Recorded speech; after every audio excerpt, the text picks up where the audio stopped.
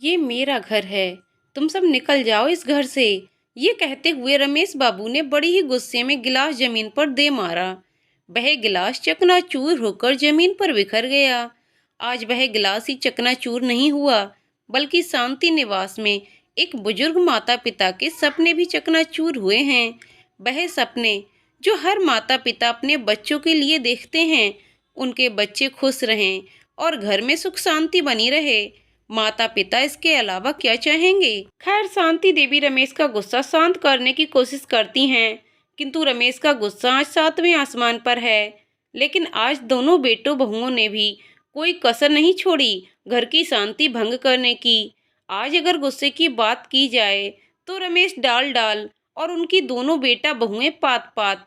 झगड़े का अंत यही हुआ कि दोनों बेटा बहू अपने अपने कमरे में चले गए और रमेश गुस्से से आग बबूला होकर घर के आंगन में बिछी चारपाई पर जाकर बैठ गए। अपने मोहल्ले में सबसे नामचीन घर है रमेश बाबू का, और उस घर का नाम उन्होंने बड़े प्रेम से अपनी पत्नी शांति के नाम पर शांति विला, घर का नाम शांति विला रख देने से घर में शांति नहीं आ जाती है। आज घर का झगड़ा शांति विला के नाम पर एक व्यंग है। शांति विला के मुखिया हैं रमेश बाबू और इस घर की सूत्रधार हैं शांति देवी। शांति देवी के घर में बड़ा बेटा विनोद, बहू सविता और इन दोनों की 9 वर्षीय बेटी शिखा और छोटा बेटा चंदर, बहू पिंकी और वर्ष का बेटा कैरव है। विनोद, नहीं रहना है मुझे इस घर में जहाँ भाई भाई में फर्क किया जाता है, और आज तो बहुओं में भी फर्क होने लगा। सविता, जल्दी से अपना सामान बांधो, हम आज अभी इसी वक्त इस घर को छोड़कर जा रहे हैं। विनोद गुस्से से चिल्लाया। तभी सविता विनोद के पास जाकर उसे समझाती है, आप जरा शांत हो जाइए, वो पिताजी हैं हमारे, और अगर गुस्से में उन्होंने हमें कुछ कह भी दिया तो इसका मतलब ये नहीं है कि पिताजी हमें नहीं चाहते। उनकी नज़र में आप और भैया दोनों समान हो। तुम जो भी कहो मैं मानने वाला नहीं हूँ, और अब मैं इस घर में नहीं रहूँगा। सविता विनोद को समझाते हुए कहती है, गलती तो हर इंसान से होती है, और झगड़ा किस घर में नहीं होता है। आज इस घर में जो कुछ भी झगड़ा हुआ है, इसकी जिम्मेदार सिर्फ और सिर्फ मैं हूँ और कोई नहीं। मैं अपनी करनी पर बहुत दुखी हूँ। मुझे भी आज इतना बड़ा कदम नहीं उठाना चाहिए था। सविता रो पड़ी। विनोद ने सविता को समझाते हुए कहा, तुमने आज जो कुछ भी करा वो सही करा। अगर मैं भी तुम्हारी जगह रहता तो यही करता। सविता, अब हम इस घर में नहीं रहेंगे। विनोद अलमारी से बैग निकाल रहा था, किंतु सविता ने विनोद को अपनी कसम देकर उसे इस घर से जाने से रोक दिया। विनोद गुस्से में बैग पलंग पर पटक कर घर के बाहर चला गया। तभी विनोद की नज़र आंगन में बैठे पिताजी पर जाती है, लेकिन विनोद बिना कुछ बोले मेन गेट से बाहर हो जाता है। खटिया पर बैठे माँ बाप नीरस आंखों से कभी विनोद को तो कभी घर को देखते रह जाते हैं। रात में डिनर का समय हो गया। सविता ने सबके लिए डिनर बना दिया। किसी का खाने का मन नहीं था। पिंकी गुस्से के मारे अपने कमरे से बाहर नहीं आई। डाइनिंग टेबल पर शांति का माहौल था। किसी ने किसी से कोई बात नहीं की। सबने अनमने ढंग से डिनर किया और सब अपने कमरे में चले गए। रमेश बाबू भी अपने कमरे की ओर जाने लगे। तभी सविता ने उन्हें रोक दिया। पिताजी, मुझे आपसे कुछ बात करनी है। हाँ बोलो, रमेश बाबू ने तीव्र स्वर में कहा। पिताजी, आज जो कुछ भी हुआ उसके लिए मुझे माफ़ कर दीजिए। रमेश बाबू कुछ ना बोले और अपने कमरे में चले गए। सविता ने शांति देवी से बात करने की कोशिश करी। शांति देवी भी कुछ ना बोली, वो भी अपने कमरे में चली गईं। सविता पिंकी का डिनर बिना कुछ बोले पिंकी के कमरे में रख आई। पिंकी भी गुस्से में मुंह फुलाए कुछ ना बोली। सविता को आज अपने घर की दुर्दशा देखकर बहुत दुख हुआ। अपने घर में कभी इस तरह का मन मुटाव नहीं हुआ, और आज बात यहाँ तक पहुँच गई। घर के सदस्य ही आपस में बात नहीं कर रहे हैं। ये सब सोचते सोचते रात के 10 बज गए। रात 11 बजे सविता के भाई का फोन आया। मम्मी की तबीयत खराब है और वह तुम्हें यहाँ मायके बुला रही हैं। सविता ने कहा, ठीक है भैया, आप मुझे कल लेने आ जाओ, और उसने फोन कट कर दिया। सविता ने विनोद से बात की। विनोद ने सविता को मायके जाने के लिए हाँ कह दिया। सविता ने रात में ही अपनी पैकिंग कर ली। सविता के मन में बहुत उथल पुथल मची हुई थी। वैसे तो सविता बहुत समझदार महिला है, किंतु सविता की समस्या ये है कि वह अपनी तकलीफ या दुख किसी के सामने कह नहीं पाती है। तभी सविता ने एक खत लिखा।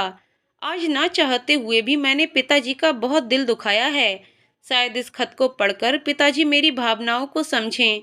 और उस खत को रात के समय चुपके से अपने ससुर रमेश बाबू की डायरी में रख दिया, क्योंकि वह जानती थी कि पिताजी की डायरी लिखने की आदत है और वह रोज की तरह जब डायरी लिखेंगे तो ये खत देखकर जरूर पढ़ेंगे। और खत रखकर वह अपने कमरे में जाकर सो गई। सुबह सविता ने जल्दी उठकर सारा काम निपटा लिया। तब तक सविता का भाई भी आ गया। सविता के भाई को देखकर रमेश बाबू और शांति देवी चौंक गए। वैभव उनके चरण स्पर्श कर वहीं सोफे पर बैठ जाता है। तभी वैभव उन्हें बताता है कि मम्मी की तबीयत खराब है और उनकी इच्छा दीदी से मिलने की है, इसलिए दीदी को अपने साथ ले जाने के लिए आया हूँ। तब तक विनोद और सविता भी आ जाते हैं। सब साथ मिलकर लंच करते हैं। फिर सविता अपने सास ससुर और पति से विदा लेकर अपने भाई के साथ मायके आ जाती है। सविता के मायके जाने के बाद सासू माँ ने घर की कमान अपने हाथ में ले ली और अपने हाथ से पूरा काम छूट जाने के कारण वह फुर्ती से काम नहीं कर पा रही थी। वैसे तो घर में काम वाली बाई भी लगी थी, जो झाड़ू पोछा कपड़े बर्तन सब करके जाती है।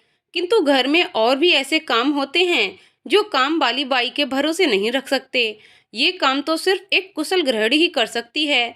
शांति बिला की कुशल गृहिणी है सविता, लेकिन उसके मायके जाने के बाद घर गृहस्थी ना चाहते हुए भी शांति देवी को ही चलानी पड़ रही है। पिंकी से तो कुछ खास उम्मीद है ही नहीं। पिंकी आती, जो काम बना वो करा, नहीं बना उसे छोड़ दिया और कायरब को लेकर चली अपने कमरे में। घर में क्या हो रहा है उसे कोई मतलब नहीं। झगड़े के बाद से किसी से बातचीत नहीं करना, ना ही कुछ बोलना, चुपचाप अपना काम करना और अपने कमरे में चले जाना अब पिंकी ने आदत बना ली थी। रात के समय सब डिनर कर अपने कमरे में चले गए। रमेश बाबू भी रात्रि भोजन कर अपने कमरे में चले गए। अपनी आदत के अनुसार डायरी लिखने के लिए उन्होंने जैसे ही डायरी खोली, उसमें एक खत था। रमेश ने वह खत खोला और वह खत की लिखावट देखकर समझ गए, ये खत हो ना हो सविता ने ही ये खत लिखा है। रमेश बाबू समझ गए कि सविता ने माफी मांगने के लिए ये खत लिखा होगा, लेकिन गुस्से में आकर रमेश बाबू ने उस खत को वापस डायरी में रख दिया और बिना डायरी लिखे ही सो गए। यही सिलसिला लगातार 2 रात तक चलता रहा। तीसरी रात भी रमेश बाबू ने डायरी नहीं लिखी और अपने बिस्तर पर लेटे रहे, किंतु आंखों से नींद कोसों दूर थी। रमेश जी ने डायरी खोली और उनसे अब रहा नहीं गया। उन्होंने उस खत को खोला। खत खोलते ही पहले पेज पर लिखा था, पूज्य पिताजी चरण स्पर्श। मैं जानती हूँ कि पिताजी मेरे द्वारा बोले गए कटु शब्दों से आपको बहुत बुरा लगा है और आपसे माफी मांगने की हिम्मत भी नहीं जुटा पा रही हूँ। मैंने अपने माता पिता रूपी सास ससुर का सच में बहुत दिल दुखाया है। मुझे क्षमा करें। मैं जानती हूँ कि ये खत पढ़कर आपकी आंखों में आंसू आ गए होंगे, लेकिन मेरा उद्देश्य आपकी आंखों में आंसू लाना नहीं, अपितु अपनी भावना से अवगत कराना है। पिताजी, हमारा परिवार कितना खुशहाल हंसता खेलता परिवार था, लेकिन आज पता नहीं किसकी बुरी नजर लग गई हमारे परिवार को। घर में आज जो कुछ भी हुआ उसकी जिम्मेदार मैं हूँ। पिताजी, गलती मेरी भी है। मुझे पिंकी पर हाथ नहीं उठाना चाहिए था। मैं जानती हूँ मुझसे गलती हुई है, लेकिन पिताजी, आपने ये जानने की कोशिश की कि मैंने ये कदम क्यों उठाया है? इतना बड़ा कदम उठाने के पीछे भी कोई ना कोई वजह तो जरूर होगी ना। आप ही बताइए, क्या मैंने कभी ऐसा उद्दंड व्यवहार पहले कभी किया है? क्या मेरी शादी के बाद आपने घर में कभी झगड़ा या किसी बात को लेकर बहस हुई है? नहीं बहू, बिल्कुल नहीं। बात तो तुमने बिल्कुल सही कही है बहू। तुम तो घर में अन्नपूर्णा, लक्ष्मी, सरस्वती बनकर आई थीं। रमेश बाबू खत पढ़ना छोड़कर बीच में ही बोल पड़े और अपने चेयर पर बैठे बैठे सोचने लगे कि कितना खुशहाल परिवार था मेरा। सविता के परिवार में आने के बाद तो हमारा परिवार कितना खुशहाल हो गया। कितने उत्साहित थे हम सब जब सविता को देखने गए थे। गांव की छोरी, किंतु पढ़ी लिखी और समझदार।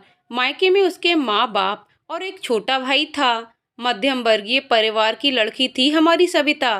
सांवली सी लड़की, पर तीखे नैन नक्शे वाली। और हमारा विनोद भी सांवला सा, मध्यम ऊंचाई का था। दोनों की जोड़ी खूब जम रही थी, लेकिन आगे फैसला विनोद को लेना था। सविता और विनोद ने आपस में बातचीत कर ही ये फैसला लिया वैसे सविता ने पहली नज़र में ही विनोद का मन मोह लिया, लेकिन सविता की बातें, विचारधारा और बोलने के सलीके से विनोद मंत्रमुग्ध हो गया। विनोद को सविता बहुत पसंद आई और सविता को विनोद भी। फिर हमने वहीं दोनों का रोका कर दिया और देखते ही देखते सविता हमारी होने वाली बहू बन गई और समय पंख लगाकर उड़ चला और 3 महीने का समय यूं चुटकियों में निकल गया और विनोद और सविता की शादी का दिन आ गया। सविता के पिता ने भी हमारे आवभगत में कोई कसर नहीं छोड़ी और उन्होंने भरपूर मान सम्मान के साथ हमें विदा किया। सविता ने भी हमें आदर और सम्मान दिया। रोज सुबह सुबह 6 बजे हमारे कमरे में आना और बाकायदा माथे पर पल्लू रखना और हमारे लिए चाय लाना और चरण स्पर्श करना।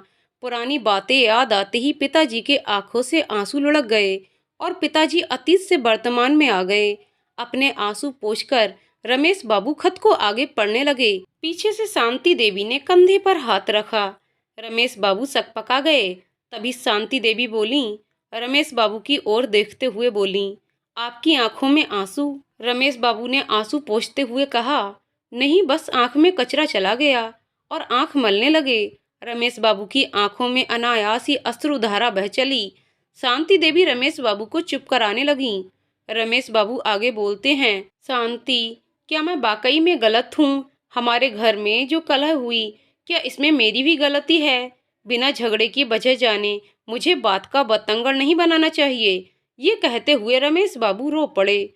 शांति देवी रमेश बाबू को चुप कराती हैं और कहती हैं, जो कुछ भी हुआ उसमें गलती किसी की भी नहीं, सिर्फ और सिर्फ हालात की ही है। कौन माता पिता अपने बच्चों का बुरा चाहता है? तभी शांति देवी की नज़र रमेश बाबू के हाथ में रखे खत पर पड़ती है। शांति देवी वह खत रमेश बाबू के हाथ से ले लेती हैं और पूछती हैं, आप ये क्या पढ़ रहे हैं? और खत रमेश बाबू के हाथ से लेकर वह खत पढ़ने बैठ जाती हैं। खत पढ़ते ही शांति देवी की आंखें भी बाहर आती हैं। रमेश बाबू शांति देवी को समझाते हैं, शांति, सब ठीक हो जाएगा, और शांति देवी के हाथ से खत लेकर पढ़ने लगते हैं। पिताजी, पिंकी ने बहुत बड़ी गलती कर दी। उसने जो व्यवहार किया उसके लिए मैं उसे कभी माफ नहीं करूंगी। उस दिन पिंकी के हाथ में दूध भरा गिलास था और शिखा से गलती से पिंकी को धक्का लग गया। तभी पिंकी ने शिखा पर हाथ उठाया। शिखा रोती रही। पिंकी का इतने से ही जी नहीं भरा। उसने गुस्से में आकर उसने शिखा पर तंज कसा और कहा, तू तो लंगड़ी के साथ अंधी भी निकली। तभी पीछे से चंदर भैया आए और बोले, गिलास की भरपाई कौन करेगा? तेरा बाप। छोटी तो पराये घर से आई है कि, लेकिन भैया तो अपने ही घर के हैं। उनके मुंह से इस तरह के शब्द सुनकर मुझे बहुत दुख हुआ और मैंने चंदर भैया को चिल्लाया। तभी पिंकी बोलती है, आपकी हिम्मत कैसे हुई मेरे पति को चिल्लाने की? पहले आप अपने निकम्मे नाकारा पति को संभालिए, जो हमारे मुफ्त के टुकड़ों पर पलता है। मुझसे मेरे पति की बेइज्जती बर्दाश्त नहीं हुई और मैंने पिंकी को झन्नाटेदार चाटा रसीद किया। तभी उस वक्त आपका आना हुआ और आप कुछ सुने बिना ही भड़क गए। ये सब विनोद से भी देखा नहीं गया, इसलिए वह आप पर भड़क गए। और मैंने बाद में आपसे और माँ से बात करने की कोशिश की भी थी, लेकिन आपने मेरी एक न सुनी, इसलिए मजबूरन मुझे ये खत लिखना पड़ा। पिताजी और माताजी सोचने लगे कि पिंकी और चंदर के व्यवहार से आहत होकर ही बहू ने धैर्य खो दिया और ये झगड़ा इतना बढ़ गया। तभी शांति देवी बोलती हैं, हमारी सविता बहुत ही समझदार, मिलनसार है। किसी से किसी भी प्रकार का कोई झगड़ा नहीं करना, और कलह तो बहुत दूर की बात है। मेरी बहू तो रोते को हंसाने वालों में से है। चंदर और सविता में भी कितनी बनती थी। दोनों देवर भौजाई कम, दोस्त ज्यादा थे, लेकिन आज एक दूसरे से बात तक नहीं करते। तभी आगे शांति देवी बोलती हैं, पिंकी समूचे स्वभाव की है। उसे चंदर का किसी से भी बात करना बिल्कुल पसंद नहीं है। उसने ही चंदर को भड़का दिया होगा। पता नहीं किस मनहूस घड़ी में हम इस पिंकी को ब्याह कर लाए थे। शांति आगे बोलती है, सविता कितनी खुश थी अपने चंदर की शादी को लेके। भैया की शादी में ये करेंगे, भैया की शादी में वो करेंगे, हमेशा कान खींचती। आने दो मेरी देवरानी को, अपनी उंगली पर नचाऊंगी। और देखते ही देखते वो दिन भी आ गया। हमने चंदर का रिश्ता तय कर दिया। पिंकी बहुत ही सुंदर, गोरी नारी और शहर की पढ़ी लिखी स्मार्ट लड़की थी। वही चंदन भी इंजीनियर था। दोनों की जोड़ी खूब जमती थी, लेकिन पिंकी ना समझ थी। किसी के भड़काने पर भड़क जाती थी। किसी ने कुछ भी कह दिया तो उसे सच मान लेना और अपने दिमाग का इस्तेमाल भी बहुत कम करना। चंचल सी पिंकी जब हमारे घर में आई तो उसे तो कुछ घर गृहस्थी की समझ ही नहीं थी। जितना काम बने कर लेना, नहीं बने तो साफ मना कर देना, लेकिन दिन भर मुस्कुराते रहना। गुस्सा हो जाए तो सबसे लड़ लेना और अगर गलती का एहसास हो जाए तो माफ़ी मांगने में भी कसर नहीं छोड़ना। चंचल सी पिंकी दिन भर घर में इधर से उधर फुदकते रहना। वहीं सविता बड़ी ही समझदारी और धैर्य से अपने कर्तव्य को अच्छी तरह से निर्वाह करने वाली थी। दोनों की घर गृहस्थी भी कुल मिलाकर बढ़िया चल रही थी। सविता अपने घर गृहस्थी को लेकर बहुत अच्छे से चला रही थी, वहीं पिंकी भी घर के तौर तरीके को समझने की कोशिश कर रही थी। दोनों शुरू में सगी बहनें जैसी ही रहती थीं। सविता पिंकी को धीरे धीरे घर गृहस्थी के कार्यों को समझाने लगी और हमारा परिवार ने दिन दोगुनी रात चौगुनी तरक्की शुरू कर दी। कुछ देर रुककर शांति देवी बोलती हैं, आपको तो याद ही होगा कितनी धूमधाम से हमारे दोनों बहुओं ने हमारी शादी की सालगिरह मनाई थी और हर त्योहार में भी बढ़ चढ़कर हिस्सा लेती थीं। लेकिन जब से विनोद का एक्सीडेंट हुआ है तब से चंदर के कंधे पर घर की जिम्मेदारी आ गई है। तब से दोनों में अचानक से ही आपस में बातचीत बंद हो गई। जो सविता से पूछा तो उसने कहा, कुछ नहीं माँ जी, सब ठीक हो जाएगा, और कुछ नहीं बताया। उसी प्रकार जब पिंकी से पूछा तो बोलती है, आपकी चहेती बहू से जाकर पूछो। मुझे तो लगता है शायद पिंकी सविता को ताना मारती होगी, इसीलिए दोनों में बातचीत बंद हो गई। अब चुप करो शांति, मुझे आगे खत पढ़ने दो, रमेश बाबू झल्लाते हुए बोलते हैं और फिर आगे खत पढ़ते हैं। पिताजी, आप तो जानते हैं कि बच्चे कितने कोमल हृदय के होते हैं और हमारी शिखा का उस हादसे के बाद से आत्मविश्वास कितना डगमगा गया है। बड़ी मुश्किल से शिखा को उस सदमे से बाहर निकाल पाई हूँ। सबने कभी शिखा को ये एहसास नहीं दिलाया कि वह सामान्य बच्चों की तरह चल नहीं सकती है, लेकिन पिंकी ने तो उस दिन शिखा को पैरों के साथ साथ दिल से भी अपाहिज करने वाले शब्द कहे। पिंकी आए दिन मुझे ताना मारती है, मैं ये सह लेती, लेकिन आज बात मेरे बेटी और पति की है। आप तो दोनों की मन स्थिति समझते हैं पिताजी, जरा सी बात पर वह अपना आत्मविश्वास खो देते हैं। पिताजी, हमारा पूरा परिवार अच्छे से समझता है कि वह दोनों किस परिस्थिति से गुजर रहे हैं। हमें तो उनका हौसला बढ़ाना चाहिए, लेकिन पिंकी और भैया ने तो उन दोनों का आत्मविश्वास ही हिलाकर रख दिया है। कोई अपने ही बच्चों को ऐसे कैसे ताने देता है भला। अगर हम बच्चों का उत्साह नहीं बढ़ा सकते तो कम से कम उनके मन में हीन भावना के भाव भी न डालें। आप तो अच्छी तरह से जानते हैं पिताजी, शिखा के पैर में लगी गहरी चोट के कारण शिखा में आत्मविश्वास की कितनी कमी हो गई है और घटना के बाद से शिखा बहुत डरी सहमी सी रहने लगी है। परंतु पिताजी, उस दिन आपका जो व्यवहार था वह बहुत ही आश्चर्यचकित कर देने वाला था। पिताजी, आप तो हमेशा अच्छा ही फैसला करते हैं, तो उस समय आपने बिना बात की सच्चाई जाने सारा दोषारोपण मुझे ही दे दिया। बल्कि पिताजी, आपको तो पूरा किस्सा नहीं मालूम था और मैं आपको बताना चाह रही थी, लेकिन आपने मुझे कुछ बोलने का मौका ही नहीं दिया। तभी बीच में ही रुककर रमेश बाबू बोलते हैं, बात तो सही है, जिस वक्त घर में लड़ाई हुई उस वक्त तो मुझे ये भी नहीं पता था कि घर में झगड़ा किस बात का चल रहा है, और ना ही मैंने जानने की कोशिश की। तभी शांति देवी कहती हैं, अगर आपको झगड़े की वजह ही नहीं मालूम तो आपने बीच में दखल क्यों दिया। मैं भी उस वक्त घर में नहीं थी, मैं मंदिर गई थी। जब घर आई तो देखा आप गुस्से में थे और मैं आपके गुस्से को शांत कराने की कोशिश कर रही थी। तभी रमेश बाबू बोलते हैं, शांति, मुझे गुस्सा इस बात का आया कि सविता ने पिंकी पर हाथ उठाया और हमारे घर में किसी भी प्रकार की हिंसा हो, ये मुझे बिल्कुल पसंद नहीं है। इसलिए मैंने सविता को चिल्लाया, लेकिन विनोद बीच में आकर मुझे ही कहने लगा कि आप चंदर और मुझ में फर्क करते हो, जबकि ऐसा कुछ नहीं है। शांति, मेरे लिए तो मेरे दोनों बच्चे ही समान हैं। तभी सविता बीच में बोल पड़ी, पिताजी, विनोद जी बिल्कुल सही कह रहे हैं। अगर आप हम में फर्क नहीं करते तो आज आप मेरी जगह पिंकी को चिल्लाते। और यही बात मुझे तीर की तरह चुभ गई कि मुझे सविता ने इस तरह की अनादर की उम्मीद कभी नहीं थी।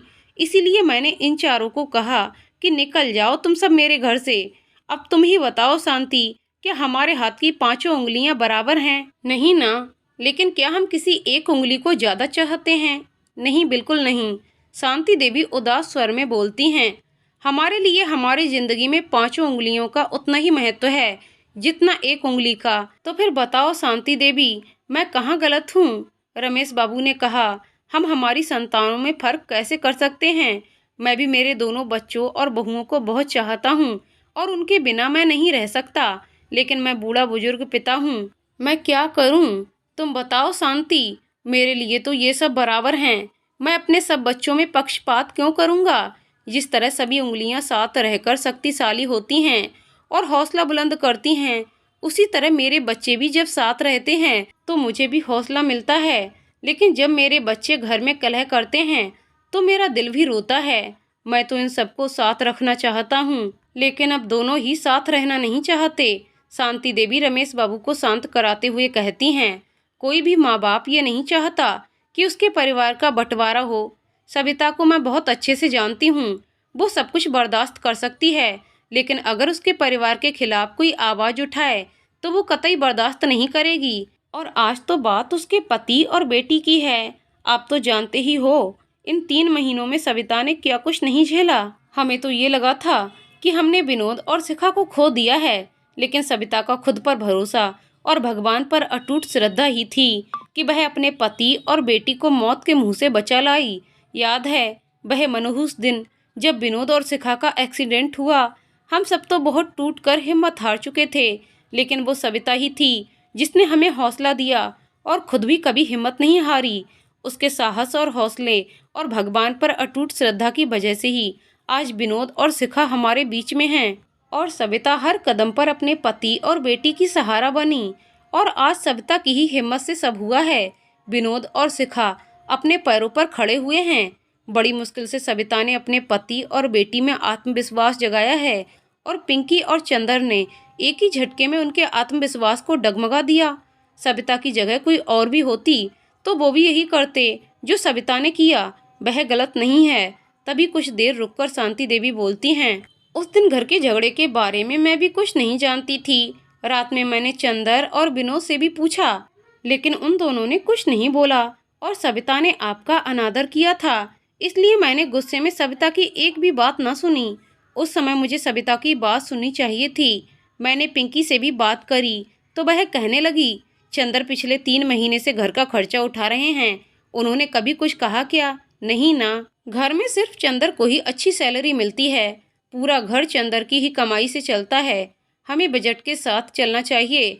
शिखा ने गिलास तोड़ दिया और आए दिन कुछ ना कुछ नुकसान कर ही देती है। हम सभी उसे नहीं सिखाएंगे तो वह कैसे सीखेगी? हम ये फिजूल खर्चे पर काबू नहीं करेंगे तो फिर घर खर्च कैसे चलेगा? और अगर चंदर ने कुछ कह भी दिया तो सविता भाभी को नाराज होने की कोई जरूरत नहीं थी। जो व्यक्ति कमाकर खिलाएगा तो क्या वह थोड़ा गुस्सा नहीं दिखा सकता? लेकिन सविता भाभी ने तो बात का बतंगड़ बना के रख दिया है। मुझे 17 बात सुनाते हुए पिंकी अपने कमरे में चली गई। हमारी सविता बहुत भोली है और उसे किसी पर तंज कसना तो उसे बिल्कुल आता नहीं है। आपको पता है, जब सविता की नई नई शादी हुई थी तो वह कितना लाज और शर्म करती थी। कभी किसी को पलटकर जवाब नहीं देना और अपने घर गृहस्थी के कार्यों में लगे रहना। कहीं आस पड़ोस में जाकर बैठना तो उसकी आदत थी ही नहीं। मैंने उसे कितनी बार समझाया, बेटा आस पड़ोस में भी बातचीत करा करो, जान पहचान बढ़ेगी। लेकिन वह बड़े प्यार से बोलती, मम्मी जी मुझे लोगों के घर जाना और इधर उधर की चुगली करना पसंद नहीं है। वो तो मैं एक बार जबरदस्ती करके सविता को पड़ोस में मिश्राइन के घर ले गई। उस समय सविता और मिश्राइन की बहू दोनों की नई नई शादी हुई थी, लेकिन मिश्राइन की बहू ने तो सविता के सामने अपने सारे घर भर की बुराई का पिटारा खोल दिया। सविता उस समय तो मिश्राइन की बहू से कुछ नहीं बोली, लेकिन सविता ने आकर मुझसे कह दिया, मम्मी जी कितनी ओछी बात होती है ना, रहना परिवार वालों के साथ है और बाहर वालों से ही उनकी बुराई करना। तभी रमेश बाबू बोलते हैं, मैं मानता हूँ शांति, सविता बहुत अच्छी है। अच्छी तो पिंकी भी है, लेकिन थोड़ी नासमझ है। किसी के भी भड़कावे में आकर कुछ भी बोल देती है। लेकिन पिंकी भी दिल की बुरी नहीं है। ये कहते हुए दोनों हंसने लगे। तभी शांति देवी बोलती हैं, आपकी बहू पिंकी इतनी भी अच्छी नहीं है। मैं एक बार पिंकी को भी मिश्राइन के घर लेकर गई थी। तभी पिंकी के सामने भी मिश्राइन की बहू की वही खटर पटर चालू हो गई। लेकिन आपकी बहू पिंकी तो पिंकी है। मिश्राइन की बहू को बोली, जब तुम्हारे परिवार वाले तुम्हारे साथ अच्छे से नहीं रहते तो तुम अलग क्यों नहीं हो जाती? दूसरे दिन मिश्राइन की बहू अलग हो गई। मिश्राइन ठहरी उल्टी खोपड़ियाँ, सारी तोहमत हमारे सिर पर ही दे रही थी और बोली, कि ये अलग होने का पाठ तुम्हारी बहू पिंकी ने ही हमारी बहू को पढ़ाया है। फिर मैंने भी उनको कह दिया, तुम्हारी बहू कोई दूध पीती बच्ची नहीं है जो हमारी पिंकी उसको कुछ सिखा पढ़ा देगी। मैंने भी साफ कह दिया, आजकल की बहुएं ज़्यादा समझदार होती हैं, अपना काम निकालती हैं और तोहमत दूसरों को देती हैं। मिसराइन उल्टे पैर भागते बनी। अब बताओ, किसी की बहू को ऐसे राय दी जाती है क्या? लेकिन पिंकी एक नंबर की नासमझ और बोडम है। और पता है, एक बार मिसराइन की बहू और पिंकी बातें कर रहे थे, तभी मैंने चुपके से ध्यान लगाकर इन दोनों की बातें सुनी। मिसराइन की बहू पिंकी को पाठ पढ़ा रही थी कि तुम भी अब अलग हो जाओ, हमको देखो, हम अब कितने मजे में रहते हैं। तुम क्या जिंदगी भर अपनी सास और जेठानी की हाँ में हाँ मिलाती रहोगी? तुम भी अपनी अलग पहचान बनाओ। मैंने ये बात सुन ली। मैंने सविता को भी बताया। सविता ने मुझे यही कहा, जाने दीजिए मम्मी जी, पिंकी ना समझ है, लेकिन वह घर तोड़ने वाली औरतों में से नहीं है। लेकिन फिर भी चंदर को बोलकर पिंकी और मिसराइन की बहू की बात बंद करवा दी और मिसराइन की बहू का अपने घर में आना जाना भी बंद करवा दिया। तभी रमेश बाबू बोलते हैं, देखो शांति, ये सब तो मिथ्य बातें हैं। जिस बहू को घर तोड़ना और अलग होना रहता है, वह किसी की नहीं सुनती, अपने मन की ही करती है और तहमत दूसरों के माथे पर रखती है।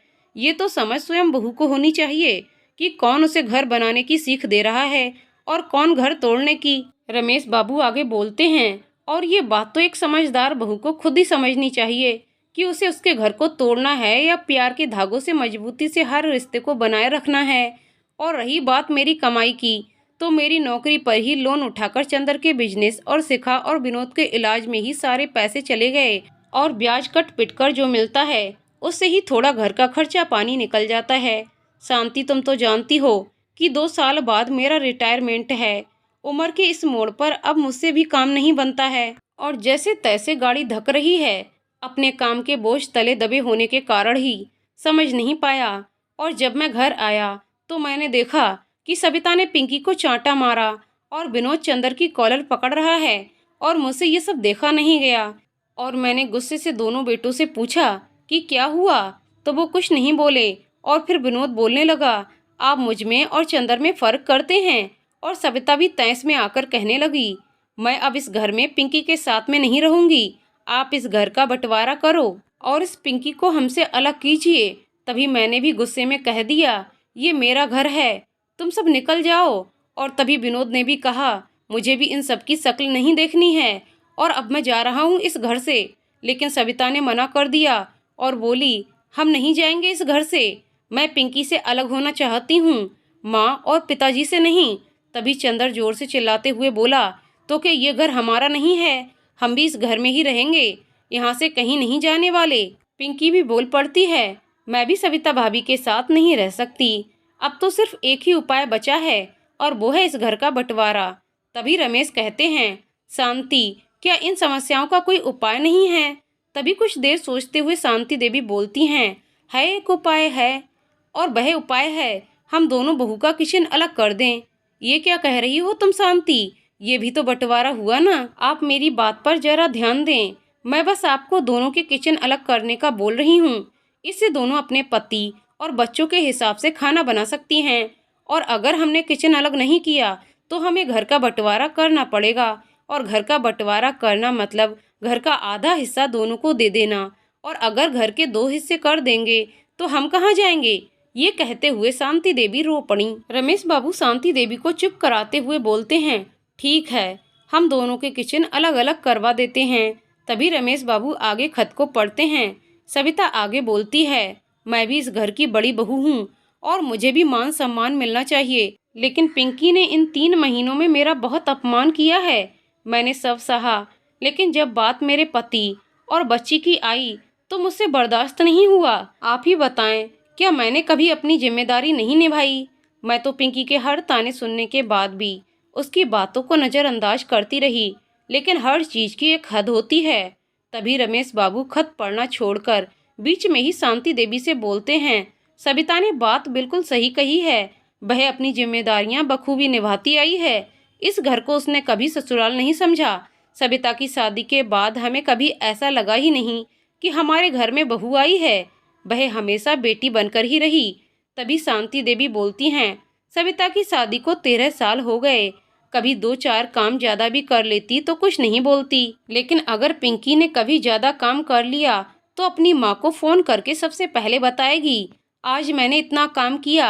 मुझे भी बताएगी, आज काम बहुत ज्यादा था। और चंदर के आते ही शुरू हो जाएगी। सुबह से शाम काम में ही निकल जाती है। मैंने सविता से कहा भी, पिंकी को भी अपनी जिम्मेदारी का एहसास दिलवाए, लेकिन सविता बोलती है, जाने दो मम्मी, अभी कायरब छोटा है, जब कायरब बड़ा हो जाएगा तब उसे खुद जिम्मेदारी का एहसास हो जाएगा।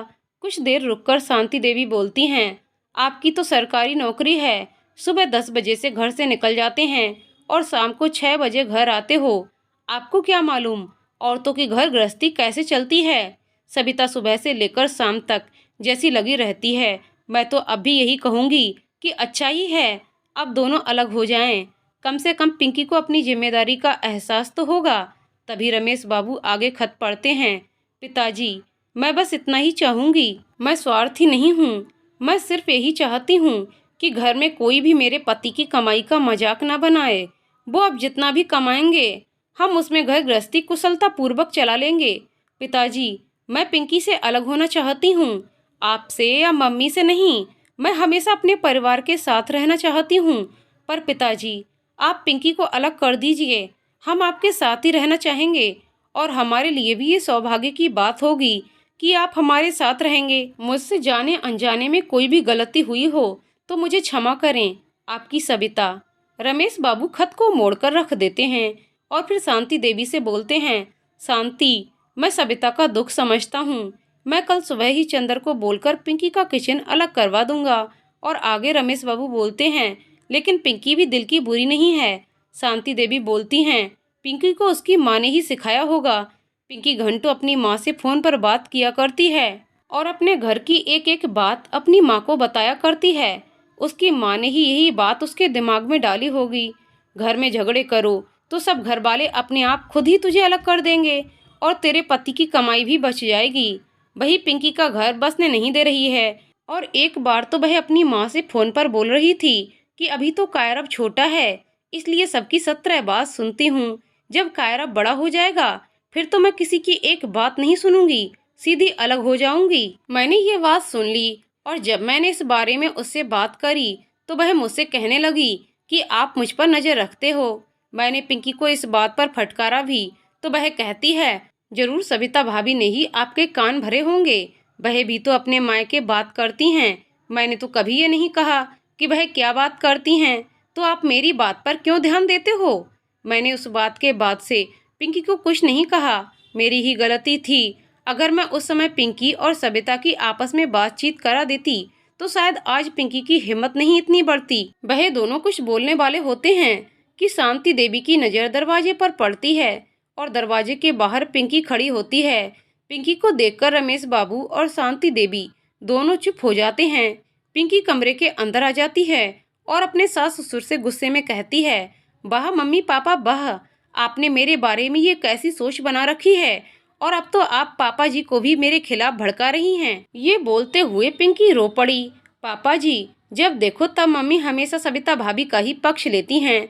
तभी शांति देवी बोलती हैं, पिंकी, तुम छुप छुप कर हमारी बात सुन रही हो, क्या ये हम पर नजर रखना नहीं हुआ। वाह मम्मी वाह, एक तो चोरी, ऊपर से सीना जोरी। मैं तो यहाँ आपके और पापा जी के लिए दूध लेकर आई थी, लेकिन मैं आज आपकी जो मेरे प्रति सोच है उसे देखकर मैं बहुत आहत हूँ। मम्मी जी को तो मैं हर बात में ही गलत लगती हूँ, लेकिन आज तो मम्मी जी ने मेरी मम्मी के बारे में भी अपशब्द कहे हैं। मेरी मम्मी बहुत अच्छी हैं, मैं उनके खिलाफ एक बात नहीं सुनूंगी। तभी पीछे से सविता आ जाती है और बोलती है, तो मैं भी अपनी मम्मी के खिलाफ एक शब्द नहीं सुनूंगी, और शांति देवी के गले लग जाती है। तो रहो अपनी मम्मी के साथ। पिंकी गुस्से से बोलती है और कहती है, अब मैं इस घर में नहीं रहूंगी, मैं जा रही हूँ मेरी मम्मी के घर, और कमरे से बाहर निकल जाती है। चंदर पिंकी को रोकने की कोशिश करता है, लेकिन वह नहीं रुकती और जाते जाते बोलकर जाती है, मैं इस घर में तब तक कदम नहीं रखूंगी जब तक तुम अपने परिवार से अलग नहीं होते, और टैक्सी पकड़कर चली जाती है। इधर शांति देवी और रमेश बाबू सविता को आश्चर्य भरी नज़र से देखते हैं। शांति देवी पूछती हैं, अरे सविता, तुम कब आई? तुम तो कुछ दिन और मायके में रहने वाली थी। सविता ने कहा, मम्मी ये मुझे ऑफिस से आते वक्त ही मायके से ले आए और ये बता रहे थे कि आपकी तबीयत भी ठीक नहीं है, इसलिए मैं आ गई। सविता की नज़र खत पर पड़ जाती है। मम्मी पापा आप मुझे माफ़ कर दीजिए। ये बोलते हुए सविता पश्चाताप के आंसू रोने लगी।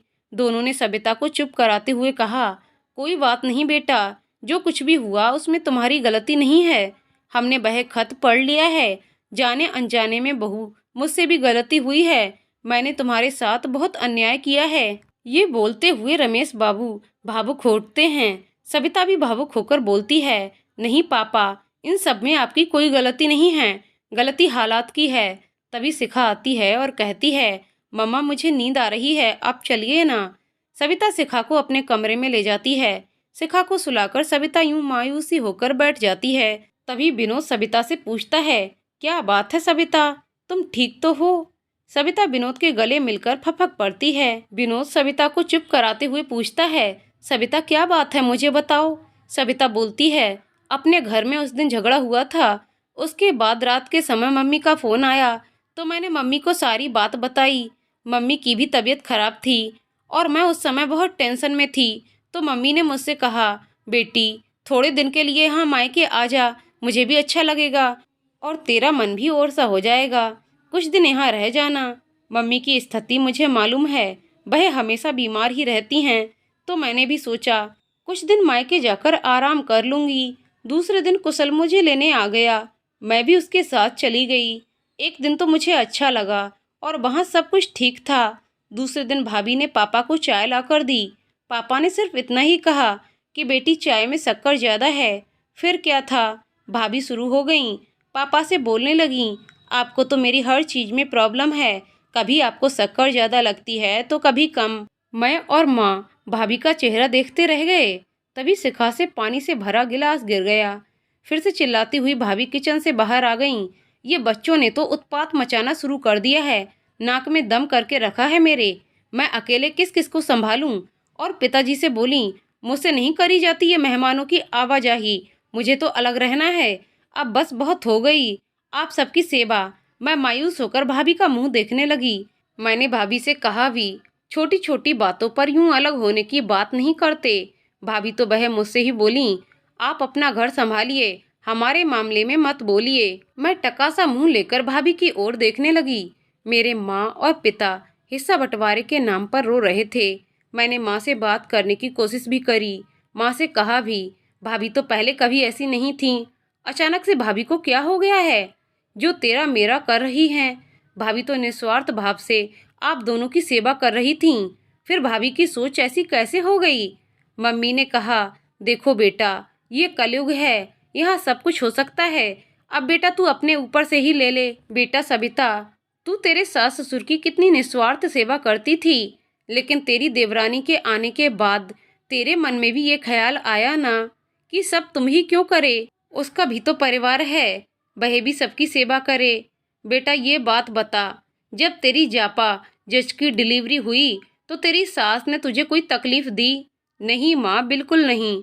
मम्मी ने तो मुझे बहुत प्यार दिया और बड़ा खुश रखा, बिल्कुल आपकी तरह। तो बेटा अब ये सोच ले, अगर तेरी देवरानी का बच्चा छोटा है और अगर तुमने 2-4 काम ज़्यादा कर लिए तो क्या पहाड़ टूट जाएगा? नहीं ना। तो बेटा फिर अपनी देवरानी से इक्सा क्यों करती है? जब से तेरे देवर की शादी हुई है तुझे देवरानी का टेंशन हो गया है। उसकी शादी को अभी 5 साल ही हुए हैं, उसका बच्चा छोटा है। और बेटा तू पल पल की खबर अपने ससुराल की हर बात यहाँ मायके में बताती है तो कभी भाभी को बताती है। बेटा आज वही तुझे बोलने से नहीं चूकी। बेटी परेशानी हर इंसान की जिंदगी में रहती है, लेकिन इंसान को उसका हल समझदारी से निकालना चाहिए। अपनी माँ से ये बात सुनकर मुझे अपनी गलती का एहसास हुआ। मैंने पिताजी से बंटवारे की बात करी और हम सब ने उनके दिल को कितनी ठेस पहुंचाई है। तब मुझे लगा कि मैंने कितना बड़ा पाप किया है और मुझसे गलती हुई है। अब मुझे अपनी गलती का पश्चाताप हो गया है, इसलिए मैंने सुबह से आपको फ़ोन करके बुला लिया और यहाँ आकर मम्मी पापा से माफ़ी मांगकर अपनी गलती का पश्चाताप किया। सविता का पूरा परिवार फिर से खुशहाल हो गया। रमेश बाबू ने सविता को माफ़ कर दिया। पिंकी के लिए अलग किचन बनवा कर दिया गया। पिंकी को मायके गए हुए 8-10 दिन हो गए।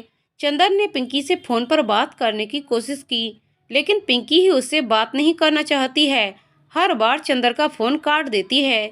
एक दिन सुबह सुबह पिंकी अचानक ही सीढ़ियों पर से फिसल कर गिर गई। उसे हॉस्पिटल ले जाया गया। वहां डॉक्टर से पता चला कि पिंकी के पैर की हड्डी में क्रैक आ गया है। पिंकी के पैर में प्लास्टर बांधा गया और 1 महीने के बाद ही तुम ठीक से चल पाओगी। डॉक्टर ने सख्त हिदायत दी और 1 महीने तुम सिर्फ आराम ही करोगी।